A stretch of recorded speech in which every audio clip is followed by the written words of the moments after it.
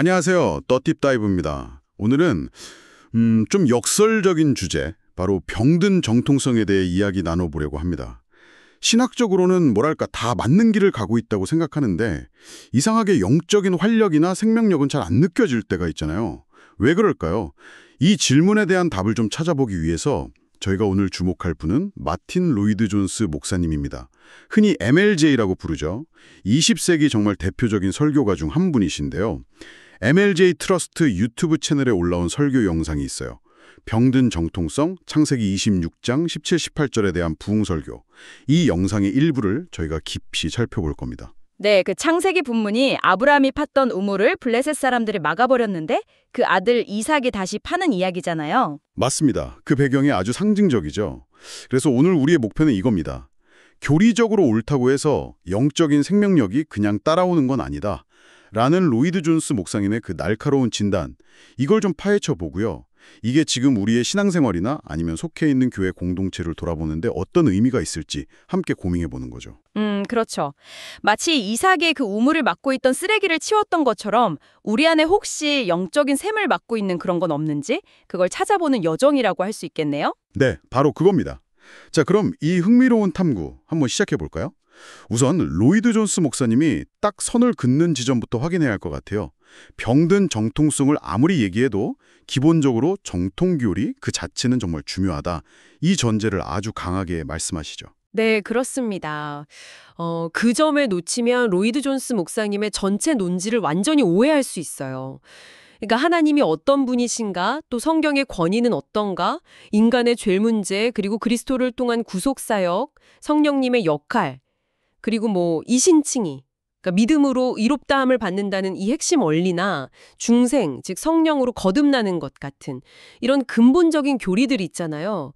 여기에 대한 명확하고 올바른 이해가 영적 부흥의 정말 필수불결한 기초다, 이렇게 보신 거죠. 아, 그러니까 이런 진리들을 제대로 붙잡지 않고서는 영적인 생명력이나 부흥을 기대 어렵다. 이런 말씀이시군요. 네, 맞습니다.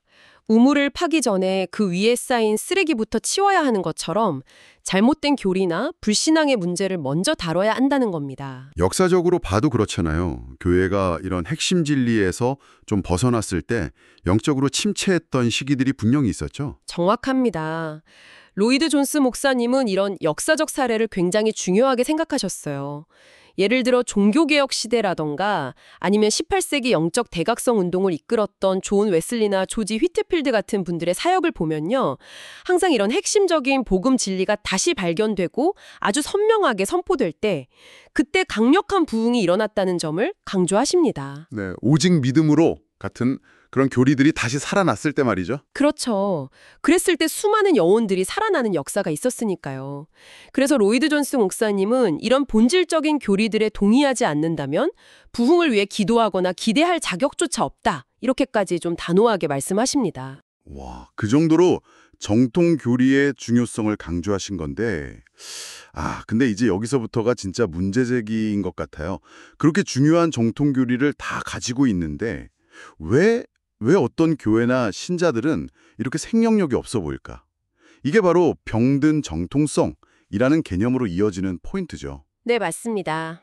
겉으로 보면 다 맞는 것 같은데 뭔가 이렇게 잘 안 돌아가는 듯한 느낌? 도대체 왜 그럴까요? 바로 이 지점이 아주 흥미로우면서도 어떻게 보면 우리를 좀 불편하게 만들 수 있는 부분이에요.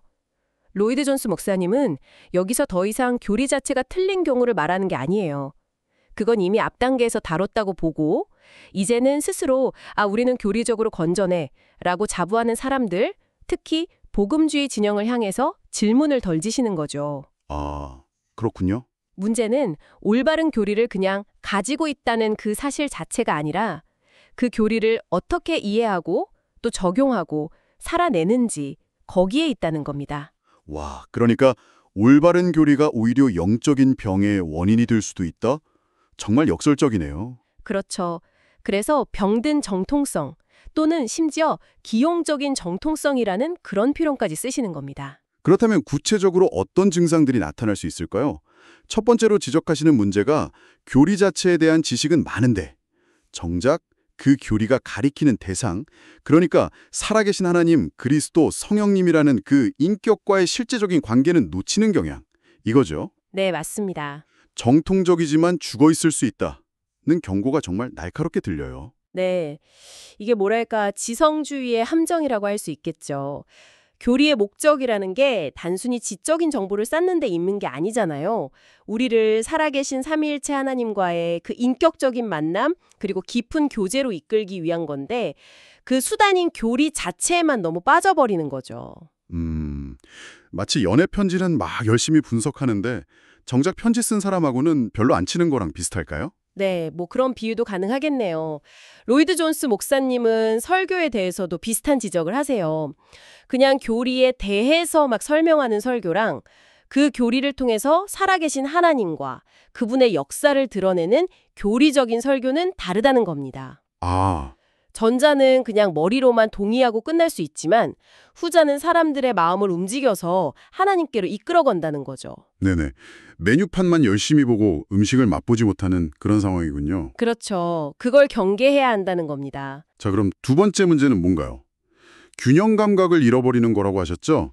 성경 전체가 가르치는 진리들이 참 다양한데 그중에서 어떤 특정 교리나 주제에만 너무 과도하게 집착하는 경우 전체적인 균형을 잃는 거죠. 네, 맞아요. 예를 들면 뭐 종말론의 어떤 특정 해석에만 몰두한다거나 아니면 세례 방식, 방언 같은 어떤 은사 문제 혹은 뭐 교회 운영 방식 같은 거요. 이런 부차적일 수 있는 문제들에 지나치게 에너지를 쏟으면서 다른 중요한 것들을 놓치는 거죠. 아, 그런 경우들이 있죠. 로이드 존스 목사님은 이런 불균형이 결국 성령의 역사를 제약하거나 심지어 소멸시키는 결과를 가져온다고 경고합니다. 예를 들어서 어떤 분들은 특정 예언 해석에 너무 집착한 나머지 주님 곧 오시니까 뭐 현실적인 신앙생활이나 부흥을 위한 기도는 다 의미 없어 이런 식으로 잘못된 결론을 내리기도 하고요. 네네. 또 어떤 그룹은 자기들이 중요하게 생각하는 뭐 세례 방식이나 특정 은사 경험 같은 걸 신앙의 거의 절대적인 기준으로 삼아서 다른 성도들을 막 판단하고 교회를 분열시키기도 하고요. 아, 로마서 14장에서 사도 바울이 음식 문제는 날 지키는 문제로 다투지 말라고 했던 거 생각나네요. 그렇죠. 바로 그거죠. 하나님 나라는 그런 부차적인 데 있는 게 아니라 성령 안에서 누리는 의와 평강과 희락에 있다. 이걸 잊어버리는 겁니다. 그래서 한번 스스로에게 질문해 볼 필요가 있어요. 나의 신앙적인 관심사는 주로 어디에 머물러 있나? 혹시 성경의 그 큰 그림보다는 어떤 특정 퍼즐 조각에만 너무 집착하고 있지는 않은가? 하고요. 네, 정말 돌아볼 지점이네요. 세 번째 지적은 사실 좀 의외였어요. 교회의 본질, 특히 지역교회에 대한 관점이 왜곡되는 현상인데요. 예전에는 신자들이 함께 모이는 그 지역교회 공동체 자체가 되게 중요하게 여겨졌는데 요즘은 점점 관심이 무슨 대규모 집회나 연합운동, 특별 프로그램 같은 외부 행사로 옮겨가는 경향이 있다는 거죠. 네. 심지어 교회 건물이나 전통적인 예배 형식 자체를 뭔가 좀 문제 있는 것처럼 여기고 중립적인 장소에서 열리는 비형식적인 모임을 더 선호하는 그런 모습도 지적하시더라고요. 네, 로이드 존스 목사님은 이 부분을 상당히 우려하셨어요. 왜냐하면 역사적으로 볼 때 진짜 부흥은 항상 특정 지역교회 안에서 시작되었다는 거죠. 성도들의 진실한 기도와 교제 가운데서요. 마태복음 18장에 두세 사람이 내 이름으로 모인 곳에는 나도 그들 중에 있느니라 하신 그 약속을 근거로 드시죠. 아, 그렇죠. 신약 성경이 보여주는 패턴은 무슨 거대한 조직이나 이벤트 중심이 아니라 살아있는 유기적인 공동체로서의 지역교회라는 겁니다. 실제로 1859년에 북아일랜드 얼스터에서 일어났던 그 대부흥도 정말 이름 없는 몇몇 젊은이들이 꾸준히 모여서 기도하던 아주 작은 모임에서 시작됐거든요. 뭐 그렇군요. 그래서 로이드 존슨 목사님은 당시에 유행하던 그런 대규모 전도 집회들이 과연 얼마나 지속적인 열매를 맺는지 또 얼마나 많은 비신자들을 실제로 교회 안으로 데려오는지에 대해서 좀 회의적인 시각을 보이셨어요. 오히려 교회가 먼저 내적으로 부흥해서 살아있는 영적 능력을 회복하면 외부 사람들은 그냥 자연스럽게 그 빛과 생명력에 이끌려서 오게 된다는 점을 강조하신 거죠. 네. 오순절 성령 강림 때도 사람들이 몰려든 게 뭐 베드로가 특별 홍보를 해서가 아니라 제자들 위에 임한 그 강력한 성령의 능력 때문이었으니까요. 그렇죠. 바로 그겁니다. 네 번째 문제는 앞서 말씀하신 교회론과도 좀 연결되는 것 같은데요. 교회의 실행 방식에 대한 비판입니다. 특히 예배나 모임에서 오락적인 요소가 점점 늘어나는 걸 경계하시더라고요. 예배 순서 대신에 프로그램이라는 용어를 쓰고 특정 인물을 주연, 피처링으로 내세운다거나 영화 상영 같은 세속적인 방법을 동원하는 그런 세태를 꼬집으시는데 마치 교회가 세상의 버라이어티 쇼를 따라가는 것 같다는 표현까지 쓰시죠. 네, 그 비판이 상당히 날카롭습니다. 이런 방식들이 사람들을 일시적으로 즐겁게 하거나 흥미를 끌 수는 있겠죠. 하지만 과연 그것이 하나님을 정말 경외하고 그분의 임재를 깊이 경험하는 참된 예배로 이어질 수 있느냐? 이 질문을 던지시는 겁니다. 그렇죠. 오히려 영적인 깊이나 진지함보다는 좀 피상적이고 어떻게 보면 육적인 접근 방식에 가깝다고 보신 거예요. 역사적인 부흥기의 기록들을 보면 당시 예배나 집회는 분위기가 아주 엄숙했다고 해요. 죄에 대한 깊은 통회, 하나님의 거룩하심과 능력에 대한 경외심, 이런 것들이 특징이었죠. 스코틀랜드의 로버트 모레이 맥체인 목사님 이야기가 생각나네요. 네, 그 일화 유명하죠. 그분이 그냥 강단에 서 있는 모습 자체에 그 거룩함과 진지함 때문에 회중들이 자신들의 죄를 깨닫고 막 눈물을 흘렸다는 거 아닙니까? 네. 이건 잘 기획된 프로그램의 결과가 아니죠. 성령께서 그 인격과 설교를 통해서 직접 역사하신 결과였던 거죠. 같은 맥락에서 찬양을 너무 강조하거나 특히 상황에 맞지 않게 무조건 막 즐겁고 신나는 분위기를 만들려는 경향도 지적하시는 것 같아요. 지금은 노래할 때가 아니다. 설교하고 회개할 때다. 이 말이 참 인상 깊었어요. 네네. 세상의 죄악이나 교회의 영적 상태를 생각하면 마냥 기뻐하기보다는 오히려 좀 애통하며 부르짖어야 할 때도 있다는 그런 말씀이시겠죠. 그렇죠. 찬양 자체를 부정하시는 게 절대 아니에요. 다만 로이드 존스 목사님은 당시 사회와 교회가 처한 그 영적 현실을 아주 심각하게 보셨던 거죠. 그런 상황에서 우리가 어떻게 마냥 손뼉 치면서 즐거워만 할 수 있느냐 이렇게 반문하시는 겁니다. 시편 137편 보면 바벨론의 포로로 잡혀간 이스라엘 백성들이 슬픔 속에서 우리가 어찌 이방 땅에서 여호와의 노래를 부를꼬 하고 탄식하는 장면이 나오잖아요. 네, 그렇죠. 우리 시대의 영적 현실을 좀 정직하게 본다면 때로는 기쁨의 찬양보다는 회개와 간구의 기도가 더 절실할 수 있다는 겁니다. 무조건 긍정적이고 신나는 분위기만이 영적인 건 아니다라는 아주 중요한 지적이죠. 그리고 또 하나 지적하시는 게 교회의 내적인 건강이나 성도들의 영적 상태는 잘 돌보지 않으면서 오직 외부 활동이나 전도에만 너무 힘을 쏟는 그런 불균형도 문제 삼으시죠? 아까 말씀하신 지역교회의 중요성과도 연결되는 이야기인데 부흥은 항상 교회 안에서 시작된다는 점을 거듭 강조하시고요. 그렇습니다. 마치 뭐랄까, 기초 체력이 약한 선수가 무리하게 경기에만 계속 나가는 거랑 비슷하다고 할까요? 부흥의 역사적인 패턴을 보면 언제나 성령께서 먼저 교회 공동체 내부를 새롭게 하시고 성도 개개인의 영혼을 만지시는 것으로 시작돼요. 네.